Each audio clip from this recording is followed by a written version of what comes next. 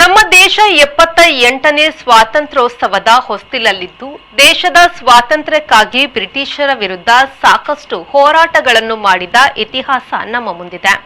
ಮಹಾತ್ಮ ಗಾಂಧಿಯಂತಹ ಅಹಿಂಸೆಯ ಸಾಕಾರ ಮೂರ್ತಿಯಿಂದ ಹಿಡಿದು ಉಗ್ರ ಹೋರಾಟಗಳ ಮೂಲಕ ಬ್ರಿಟಿಷರ ನಿದ್ದೆಗೆಡಿಸಿದ ಭಗತ್ ಸಿಂಗ್ ರಂತಹ ಸಾಕಷ್ಟು ವೀರರ ಬಲಿದಾನದಿಂದಾಗಿ ದೇಶ ಬ್ರಿಟಿಷರ ದಾಸ್ಯದಿಂದ ಹೊರ ಬರುವಂತಾಗಿದೆ. ಬ್ರಿಟಿಷರನ್ನು ಹೊಡೆದೋಡಿಸಿ 10 ದಿನಗಳ ಕಾಲ ರಾಜ್ಯಭಾರ ಮಾಡಿದ ಕೀರ್ತಿ ದಕ್ಷಿಣ ಕನ್ನಡ ಜಿಲ್ಲೆಯ ವೀರರಿಗೆ ಸಲ್ಲುತ್ತದೆ. ಹೌದು, ದಕ್ಷಿಣ ಕನ್ನಡ ಜಿಲ್ಲೆಯಲ್ಲಿ ದೇಶದ ಸ್ವಾತಂತ್ರ್ಯಕ್ಕಾಗಿ 10 ಕ್ರಾಂತಿಗಳು ನಡೆದಿವೆ. ನೂರಾರು ಸ್ವಾತಂತ್ರ್ಯ ಹೋರಾಟಗಾರರು ಬ್ರಿಟಿಷರಿಂದ ಶಿಕ್ಷೆಗೆ ಒಳಗಾಗಿ ಪ್ರಾಣ ತೆತ್ತಿದ್ದಾರೆ. ವ್ಯಾಪಾರಕ್ಕಾಗಿ ದೇಶಕ್ಕೆ ಬಂದಿದ್ದ ಬ್ರಿಟಿಷರು ಕಾಲಕ್ರಮೇಣ ಇಡೀ ದೇಶವನ್ನೇ ತಮ್ಮ ಸ್ವಾಧೀನಕ್ಕೆ ಪಡೆದುಕೊಳ್ಳುವ ಮೂಲಕ ದೇಶದ ಜನರನ್ನು ದಾಸ್ಯದಲ್ಲಿ ಬದುಕುವಂತೆ ಮಾಡಿದ್ರು. ಬ್ರಿಟಿಷರ ವಿರುದ್ಧ ಸ್ವಾತಂತ್ರ್ಯಕ್ಕಾಗಿ ದೇಶದಲ್ಲಿ ಹಲವಾರು ಕ್ರಾಂತಿಗಳು ನಡೆದಿದ್ದು, ಇಂತಹುದೇ ಒಂದು ಕ್ರಾಂತಿ ದಕ್ಷಿಣ ಕನ್ನಡ ಜಿಲ್ಲೆಯಲ್ಲೂ ನಡೆದಿದೆ. ಈ ಕ್ರಾಂತಿಯನ್ನು ಅಮರ ಸುಳ್ಯ ಕ್ರಾಂತಿ, ಕಲ್ಯಾಣಪ್ಪನ ಕಾಟಕ್ಕಾಯ್, ರೈತ ಕ್ರಾಂತಿ ಹೀಗೆ ಹಲವು ಹೆಸರುಗಳಿಂದ ಕರೆಯುತ್ತಾರೆ. ಕೊಡಗಿನಲ್ಲಿ ರಾಜ್ಯಭಾರ ಮಾಡುತ್ತಿದ್ದ ಆಳರಸರನ್ನು ಬ್ರಿಟಿಷರು ಪದಚ್ಯುತಿಗೊಳಿಸಿದ್ರು.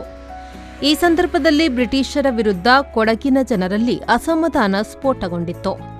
ಆದರೆ ಈ ಅಸಮಾಧಾನವನ್ನು ಬ್ರಿಟಿಷರ ಮುಂದೆ ಹೊರಹಾಕುವ ಧೈರ್ಯವಿಲ್ಲದ ಕಾರಣ ಅಸಮಾಧಾನ ಹಾಗೆಯೇ ಹೊಗೆಯಾಡುತ್ತಿತ್ತು.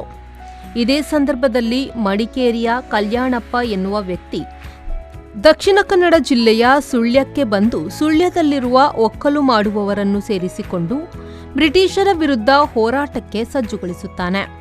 ಬಳಿಕ ಬೆಳ್ಳಾರಿಗೆ ತೆರಳಿದ ಕಲ್ಯಾಣಪ್ಪನ ಕ್ರಾಂತಿಕಾರಿ ತಂಡ ಬೆಳ್ಳಾರಿಯಲ್ಲಿದ್ದ ಬ್ರಿಟಿಷರ ಖಜಾನೆಯನ್ನು ಲೂಟಿ ಮಾಡಿ ಧ್ವಂಸಗೊಳಿಸುತ್ತಾರೆ. ಕಲ್ಯಾಣಪ್ಪನ ಈ ಕ್ರಾಂತಿಕಾರಿ ಹೋರಾಟಕ್ಕೆ ಅಂದು ಒಟ್ಟಾಗಿದ್ದ ಕಾಸರಗೋಡು ಜಿಲ್ಲೆಯ ಒಕ್ಕಲು ಮಾಡುವ ಜನರು ಸೇರಿಕೊಂಡಿದ್ರು. ಎಲ್ಲರನ್ನೂ ಒಟ್ಟು ಸೇರಿಸಿ ಕಲ್ಯಾಣಪ್ಪ ಮಂಗಳೂರಿನ ಬಾವುಟಗುಡ್ಡೆಗೆ ತೆರಳಿ ಆ ಕಾಲದಲ್ಲಿ ಮಂಗಳೂರು ಭಾಗವನ್ನು ನೋಡಿಕೊಳ್ಳುತ್ತಿದ್ದ ಬ್ರಿಟಿಷ್ ಅಧಿಕಾರಿಗಳ ತಂಡವನ್ನು ಹೊಡೆದೋಡಿಸಿ ಬಾವುಟಗುಡ್ಡೆ ಭಾಗವನ್ನು ತಮ್ಮ ವಶಕ್ಕೆ ಪಡೆದುಕೊಳ್ಳುವ ಮೂಲಕ ಬಂಡಾಯದ ಬಾವುಟವನ್ನು ದೇಶದಲ್ಲಿ ಮೊಟ್ಟಮೊದಲ ಬಾರಿಗೆ ಹಾರಿಸಿದ್ರು.